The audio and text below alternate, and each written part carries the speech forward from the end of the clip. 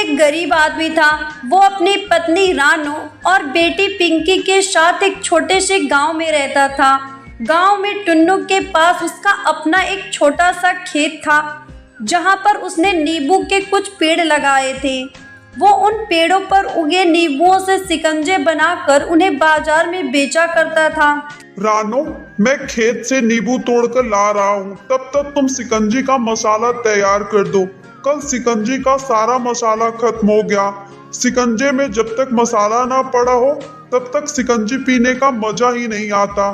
ठीक है जी, जब तक आप खेत से नींबू तोड़कर लाएंगे तब तक मैं शिकंजी का मसाला बना दूंगी। टुन्नू खेत से नींबू तोड़कर लाता है, तब तक रानो शिकंजी का मसाला बनाकर तैयार कर देती है। हर रोज की तरह टुन्नू अपने शिकंजी का ठेला लेकर बाजार की ओर निकल जाता है। बाजार में टुन्नू के शिकंजी का ठेला लगते ही वहाँ पर लोगों की भीड़ इकट्ठा होने लगती है। अरे कहाँ रह गए थे टुन्नू भैया?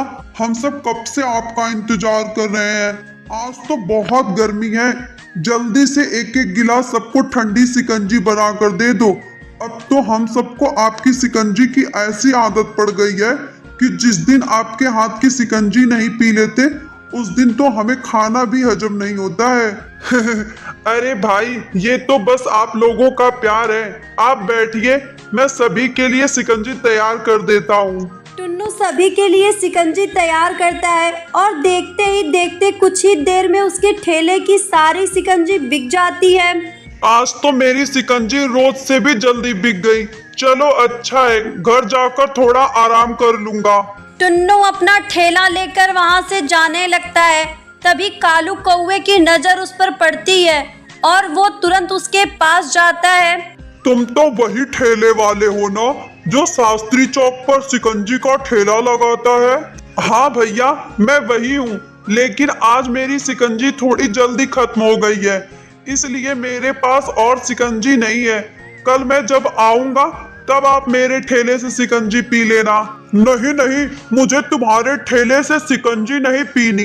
वो तो मैं इसलिए पूछा क्योंकि मैंने अभी थोड़ी देर पहले ही तुम्हें शास्त्री चौक पर ठेला लगाते हुए देखा था और तुमने इतनी जल्दी सारी शिकंजी बेचकर आ भी गए। ये तो बड़ी हैरानी की बात है। बस भगवान की कृपा है साहब जी, लोगों को मेरे हाथ की बनी शिकंजी पसंद आती है और आजकल गर्मी भी बहुत ज्यादा है, इसलिए शिकंजी हाथों हाथ बिक जाती है। अच्छा साहब, अब मैं चलता हूँ। जब कालू कौवा ये सुनता है तो उसके मन में भी शिकंजी का ठेला लगाने का विचार आता है। अब से मैं भी शास्त्री चौक पर शिकंजी की दुकान खोलूंगा। वैसे भी शास्त्री चौक पर हमारी अपनी दुकान है, इतने समय से वो खाली ही पड़ी है। अगर मैं वहाँ शिकंजी का दुकान खोलूंगा तो बहुत अच्छी चलेगी। ये सोचकर कालू कौवा शास्त्री चौक में शिकंजी की दुकान खोल लेता है।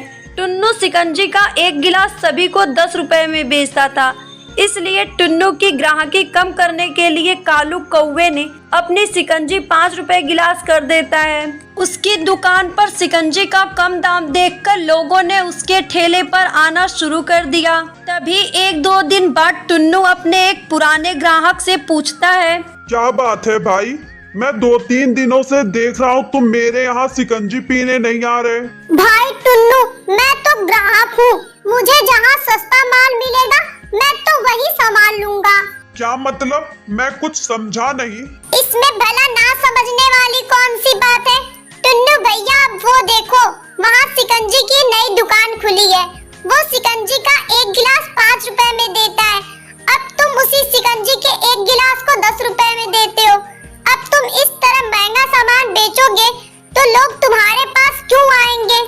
लेकिन भैया, मैं शिकंजी बनाने के लिए बिल्कुल ताजा और शुद्ध सामान का इस्तेमाल करता हूँ, इसलिए शिकंजी की लागत थोड़ी ज्यादा है। अब वो सब हम नहीं जानते, चलो अब मैं चलता हूँ। कालू कौवे की वजह से टुन्नू की ग्राहकी खराब होने लगी थी।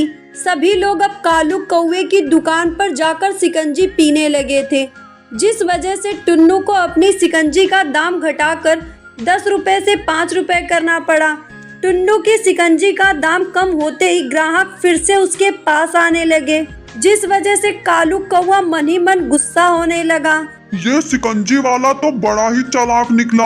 अगर मैंने शिकंजी का दाम और कम किया तो मुझे तो घाटा हो जाएगा, और अगर ये इसी दाम पर शिकंजी बेचता रहा तो मेरे यहाँ तो कोई शिकंजी खरीदने नहीं आएगा। मुझे कुछ ना कुछ करके इसका ठेला यहाँ से हटवाना पड़ेगा। टुन्नू की सारी शिकंजी बिकने के बाद कालू कौवा टुन्नू के पास जाता है और उसे जाकर धमकाने लगता है।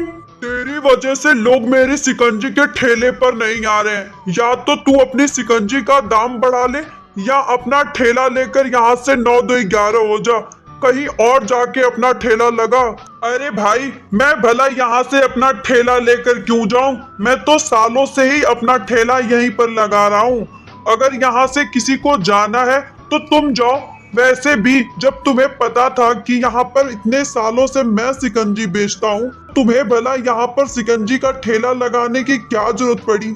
अच्छा, तो अब तू मुझे सिखाएगा कि मुझे क्या करना चाहिए और क्या नहीं। तू अपना ठेला लेकर यहाँ से कहीं और चला जा, नहीं तो तेरी सेहत के लिए ठीक नहीं होगा। मैं तुम्हारी ऐसी वैसी धमकियों से डरने वाला नहीं हूँ। मैं ईमानदार आदमी हूँ, मेहनत से रोटी कमाकर खाता हूँ। मैं इतने सालों से अपना ठेला यहीं पर लगा रहा हूँ, आगे आने वाले सालों में भी अपना ठेला यहीं पर लगाऊंगा। तुम्हें जो करना है कर लो। इतना कहकर टुन्नू अपना काम करने लगता है, लेकिन उसकी बातों से कालू कौवे का खून खौलने लगता है। बड़ी अक्ल आ गई है इस शिकंजी वाले में। कल ठेला लगाने दो, ऐसा हाल करूंगा कि 7 जन्म तक नहीं भूलेगा। अगले दिन जब टुन्नू चिड़ा अपने शिकंजी का ठेला लगाता है तो कालू कौवा वहां पर आकर उसकी पिटाई करने लगता है। जैसे तैसे टुन्नू अपनी जान बचाकर वहां से भागता है और नींबू के खेत में जाकर रोने लगता है। ना जाने इस दुनिया में कैसे घटिया घटिया लोग रहते हैं। मैं तो ईमानदारी से काम करके अपने परिवार का पेट पाल रहा था, लेकिन वो भी लोगों को खटकता है। अगर उस आदमी को काम शुरू करना ही था तो कोई और काम कर सकता था।